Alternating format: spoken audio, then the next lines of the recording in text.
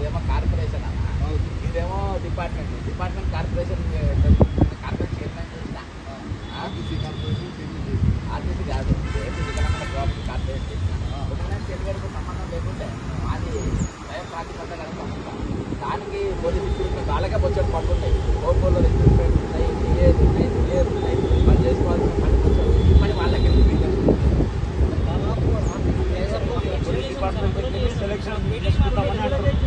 అవును అట్లా చేయొద్దు. పిచ్చోళ్ళు కూడా పెట్టారు అట్లా.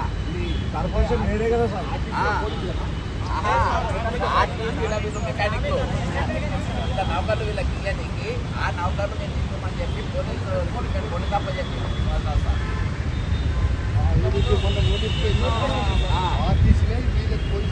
వాళ్ళకి ఇచ్చింది. అందరు రూల్స్ వేరే ఉంటాయి, వాళ్ళ రూల్స్ మీకు సంబంధించిన చూసుకుంటాం. వీళ్ళకి పెట్టి అప్రెంటిస్ చేసేది, అప్రెంటిస్ చేసిన వాళ్ళకు వీళ్ళకు వెయిటేజ్ మార్క్స్ ఉంటాయి. గతంలో 2011 నోటిఫికేషన్ ఉమ్మడి ఆంధ్రప్రదేశ్లో ఆర్టీసీలో చేసినందుకు 7 రిలాక్సేషన్కు మార్కులు ఇచ్చింది పోలీసు దాంట్లో కాదు. పోలీసు దానికి ఇచ్చేసరికి ఇలా 7 రిలాక్సేషన్ మార్కులు లేవు. ఇక పోలీసు ఎక్కడైనా చేస్తాం రిక్రూట్మెంట్ కానిస్టేబుల్ ఎత్తుకుండాలి అట్టుండాలి. ఫస్ట్ యంగర్స్ తీసుకుని 2014 మేము ఆర్టీసీలో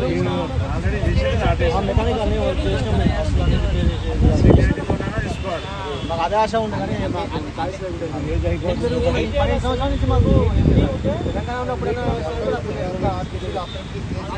వీళ్ళంతా నాయకులు ఇంకా చాలా మంది ఉన్నారు. చేసి రాజకీయాలు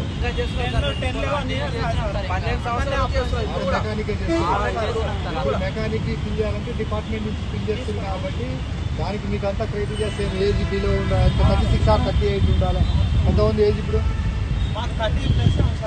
కాదండి వాళ్ళు ఇచ్చిన 2000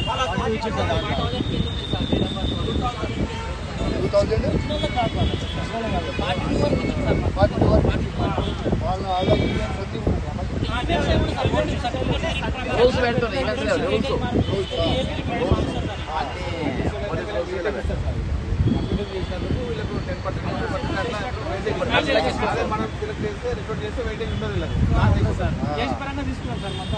చెప్పిరా అలా వెయిటేజ్ ఏమి ఉండదు అని చెప్పేసి సంతకాలు పెట్టించి వెనకాల వైట్ పేపర్ ఉంది చూడండి. పెట్టు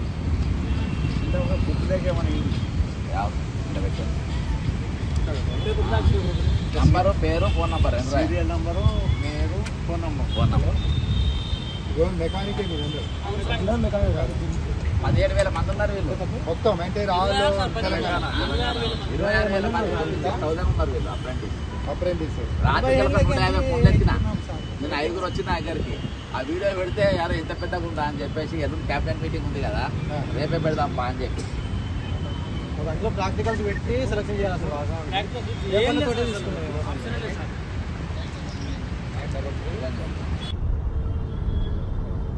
తెలంగాణ ప్రజలందరికీ నమస్కారం. ఈరోజు నీళ్లు నిధులు నియామకాల పేర్లతో ఏర్పడ్డ తెలంగాణ ఇది నగ్న సత్యం. అమరవీరుల స్తూపం సాక్షిగా ఈరోజు చెప్తున్నా. 1200 విద్యార్థి బలిదానాలతో తెలంగాణ ఏర్పడ్డది. ఇలాంటి నిరుద్యోగులు ఆ రోజు పోరాటం చేసిండ్రు. ఈ నిరుద్యోగులు ఆ రోజు యుద్ధం చేసిండ్రు. మా తెలంగాణ వచ్చినాక మేము నౌకరీ చేసుకుంటామన్నారు. వీళ్ళు ఆనాడే అప్రెంటిస్లో ఉన్నోళ్ళు, వీళ్ళంతా ఆర్టీసీలో అప్రెంటిస్లో చేసిన వాళ్ళు, వీళ్ళంతా డిపోలల్లో వీళ్ళు పని చేసిన తర్వాత ఈరోజు లేక లేక లేక లేక ఈరోజు పోస్టులు పడ్డాయి. ఆ పోస్టు దాదాపు 1700 పోస్టులు పడ్డాయి. 28,000 మంది అప్లై చేసిండ్రు. ఈరోజు వీళ్ళకు ఈరోజు ఏంటంటే అప్రెంటిస్ చేసిన వాళ్ళకు మరి వీళ్ళను వెయిటేజ్ మార్క్ కింద తీసుకుంటలేరు. ఈరోజు వాళ్ళ వయో పరిమితి కన్సిడర్ చేస్తలేరు. అన్నిటికంటే విచిత్రం ఏంటంటే ఈరోజు మహమ్మద్ బిన్ తుగ్లక్ కూడా చాలా తెలివైన వాళ్ళు అనుకుంటా. ఏంటన్నా ఆర్టీసీ అనేది ఒక కార్పొరేషన్, ఆర్టీసీ అనేది ఒక స్వయం ప్రాతిపత్తి గలటువంటి ఒక కార్పొరేషన్. నేను కూడా గతంలో కార్పొరేషన్ చైర్మన్గా చేసిన. ఒక కార్పొరేషన్ డిపార్ట్మెంట్ ఏ విధంగా పెత్తనం చేస్తుంది. మరి రేవంత్ రెడ్డి గారు తన దగ్గర హోంశాఖకు మరి ఇక్కడ ఉన్నదంతా కూడా ఏది మన ఆర్టీసీ ఉన్న రిక్రూట్మెంట్స్ మొత్తం through Telangana police recruitment board ద్వారా అందిస్తూ ఉంటారు. Already Telangana police recruitment board పైన అనేకమైన ఆరోపణలు ఉన్నాయి. 46వ జీవో విద్యార్థులు కానిస్టేబుల్ ఎన్నో ఆరోపణలు చేస్తూనే ఉన్నారు. వాళ్ళ మీద కేసులు కూడా వేసిండ్రు. అంతేకాకుండా గతంలో పోలీస్ కానిస్టేబుల్ నియామకాలలో కూడా అవకతవక జరిగినాయని చెప్పేసి వాళ్ళందరూ చెప్తా ఉన్నారు. అయినా కానీ ఈరోజు మళ్ళీ ఈ విద్యార్థి ఈ నిరుద్యోగులను తీసుకుపోయి మరి ఆర్టీసీ కార్పొరేషన్ ద్వారా నింపాల్సిన ఉద్యోగాలు తీసుకుపోయి రేవంత్ రెడ్డి గారి ఆయన హోంశాఖ ద్వారా నింపని గల కారణం ఏంది? ఈరోజు నాకున్న డౌట్ ఏంటంటే, ఈ రోజు రాత్రి అడ్వకేట్ శరత్ గారు కూడా మరి మనకు ఇందులోకి వచ్చిండ్రు, మరి లైవ్లోకి వచ్చిండ్రు. లైవ్లో ఆయన ఏం మాట్లాడిందంటే, ఈ రోజు ఈ నౌకర్లు మొత్తం అంటే గతం మన కానిస్టేబుల్ ఏ విధంగా అవకతవకలు జరిగినాయో అదే విధంగా వీటిని కూడా చేయాలని ఈరోజు రేవంత్ రెడ్డి గారు కావాలని మరి ఆంధ్రాకు సంబంధించినటువంటి అధికారి చేతుల ఇది పెట్టిండు. దీనివల్ల బాగా నష్టపోయింది. ఇప్పుడు కూడా రిక్రూట్మెంట్ ఫ్రీ అండ్ ఫేర్గా జరిగే అవకాశాలు కూడా లేవు అని ఈరోజు వీళ్ళందరూ కూడా చాలా పెద్ద అనుమానాన్ని వ్యక్తం చేస్తూ, రేపటి దినాన క్యాబినెట్ మీటింగ్ ఉన్నది, ఎల్లుండి క్యాబినెట్ మీటింగ్ ఉంది కాబట్టి మేము అందరం రేపు సెక్రటరియట్కు పోతాము, చెలో సెక్రటరియట్ పోతాము, మా విన్నపాలు ఇస్తాము. ఈ రోజు మాకు వెయిటేజ్ మార్కులు ఎందుకు ఇస్తలేరు? రాత్రికి వెళ్ళి చాలా మంది ఫోన్ చేసిండ్రు. ఒకరికైతే 5 మార్కులే ఇచ్చిండట వెయిటేజ్ మార్కులు. అర్థమైందా? ఇలా చాలా ఎత్తున పెద్ద ఎత్తున నష్టపోతుండ్రు. ఏ విధంగా నష్టపోతుండ్రు? ఎందుకు ఈరోజు చెలో సెక్రటరియట్ అనేది పిలుపు ఎందుకు ఇచ్చిండ్రు? మరి మన మిత్రుడు చెప్తాడు. అభ్యర్థి నీ పేరు చెప్పు. సార్ నా పేరు సురేందర్ సార్, నాది నల్గొండ జిల్లా. మాకు 2012 నుంచి ఇప్పటివరకు రిక్రూట్మెంట్ లేదు సార్. అయినా కానీ 2014 నుంచి 16 సార్ మేము అప్రెంటిషిప్ చేసి కూర్చున్నాం సార్. ఇప్పటివరకు మాకు ఉద్యోగాలు వేయలేదు. వేసిన ఉద్యోగాలు కూడా మాకు రాలేదు సార్. ఇది మాకు చాలా అన్యాయం చేసింది సార్. మమ్మల్ని ఇది పోలీస్ రిక్రూట్మెంట్ బోర్డుకి ఇవ్వడం మాకు చాలా దారుణమైన అన్యాయం జరిగింది సార్. ఇది ఆర్టీసీ యాజమాన్యం రిక్రూట్మెంట్ చేసినట్టయితే మాకు ఇంత అన్యాయం జరిగేది కదా సార్. ఇది మాకు అప్రెంటిషిప్ సర్టిఫికేట్ మీద వెయిటేజ్ మార్కులు ఇచ్చినట్టయితే ఉద్యోగాలు మాకే వచ్చాయి సార్. కాకుండా జిల్లాకు రిజర్వేషన్ ఇచ్చి కూడా మాకు అన్యాయం చేశారు సార్. ఇది చాలా దారుణమైన పరిస్థితుల్లో మేము ఉన్నాం సార్. అప్పటి నుంచి ఇప్పటి వరకు కూడా మేము వేరే పై చదువులకు పోలేదు, ఎక్కడ పోలేదు సార్. మేము ఆర్టీసీని నమ్ముకొని ఉన్నాం సార్ మొత్తం. బాబు ఎవరు మాట్లాడు. అందరికీ నమస్తే. ఈ తెలంగాణ రాష్ట్రంలో ఏర్పడిన తర్వాతకి నీళ్లు నిధులు నియామకాలు అనేది ఏదైతే గత ప్రభుత్వం బోగస్ మాటలు చెప్పిందో, ఈ ప్రభుత్వం కాంగ్రెస్ ప్రభుత్వం ద్వారానన్నా ఏమైనా మార్పు వస్తా అనుకుంటే అంతకన్నా బోగస్గా తయారైంది ఈ ప్రభుత్వం. మేము చేసే అప్పుడు అప్రెంటిస్ చేసినప్పుడు 3000 జీతంతో రాత్రి పగలని తేడా లేకుండా 18, 20, 19 సంవత్సరాల వయసులో మా రెక్కలు ముక్కలు చేసుకొని గొడ్డు సాకిరి చేసినాం ఆ రోజులలో. అయినా మమ్మల్ని పట్టించుకోకుండా గత ప్రభుత్వం నిర్లక్ష్యం చేసింది. ఈ ప్రభుత్వం మీద ఇంత నిర్లక్ష్యం చేసేందుకు చాలా సిగ్గుచేటు. ఇప్పటికైనా ఆలోచించి రేవంత్ రెడ్డి ఏదైతే నిర్ణయం తీసుకుంటో ఆర్టీసీకే ఈ ఆర్టీసీ రిక్రూట్మెంట్ ఇవ్వాలని మా డిమాండ్. నిన్న ఎండీ గారితో మాట్లాడితే నాకు సంబంధమే లేదు, నేను కొత్తగా వచ్చినా అని చెప్తుండు. మంత్రి గారి కాడికి పోతే అసలు నాకు ఈ విషయంలో ఎలాంటి అవగాహన లేదని మంత్రి గారు చెప్తుండు.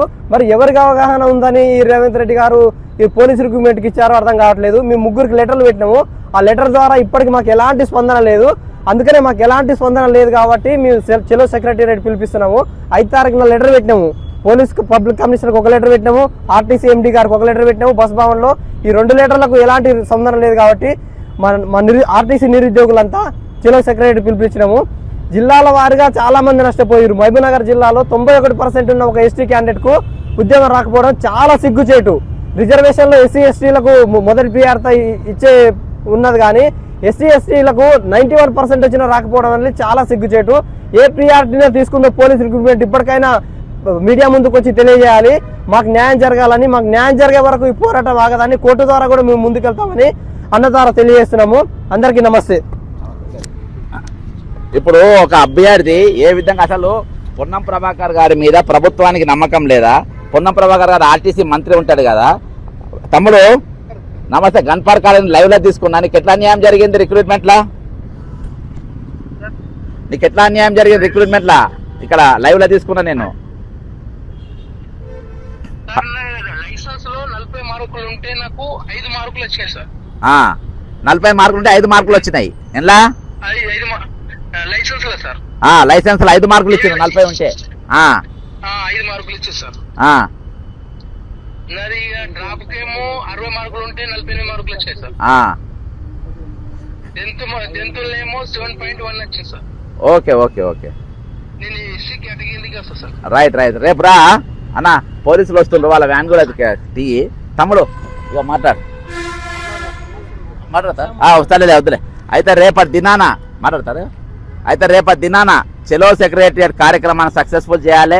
లైసెన్స్ వాళ్ళకు 40 మార్కులు ఉంటే వాళ్ళకి కేవలం 5 మార్కులే ఇస్తున్నట్ట. ఈ విధంగా వాళ్ళకు ఉద్యోగులందరూ కూడా ఈరోజు మరి అప్రెంటిస్ చేసిన వాళ్ళు కూడా అన్ని పెద్ద నష్టపోతున్నారు. ఈరోజు రాష్ట్ర వ్యాప్తంగా అనేకమైన ఫోన్లు వస్తున్నాయి. పోలీసు వాళ్ళు కూడా సమయానికి వస్తున్నారు. ఈరోజు పోలీస్ రిక్రూట్మెంట్ ఏ విధంగా చేస్తారు, పోలీస్ రిక్రూట్మెంట్కు ఆర్టీసీ కార్పొరేషన్ ఏ విధంగా అప్పచెప్తారు, ప్రతిపక్షం ఏం చేస్తుంది? ఇంత పెద్ద అన్యాయం జరుగుతూ ఉంటే ఈరోజు బీఆర్ఎస్ మాట్లాడాలి, బీజేపీ మాట్లాడాలి, వారు ఎవరు కూడా మాట్లాడకుండా ఈరోజు కేవలం ఈరోజు మేము మాట్లాడే వాళ్ళ మాటలు వాళ్ళే ఎందుకు మాట్లాడుతున్నారు, ఎందుకు ఈ విధంగా చేస్తున్నారని చెప్పేసి మేము రేవంత్ రెడ్డి గారిని పూర్తిగా అడుగుతున్నాం. రేపు కేబినెట్ మీటింగ్ లో దీని మీద చర్చ జరగాలి. ఎల్లుండి కేబినెట్ మీటింగ్ ఉంది, చర్చ జరగాలి. ఈ రోజు వీళ్ళను వాళ్ళకే అప్పచెప్పాలి. ఎవరికి?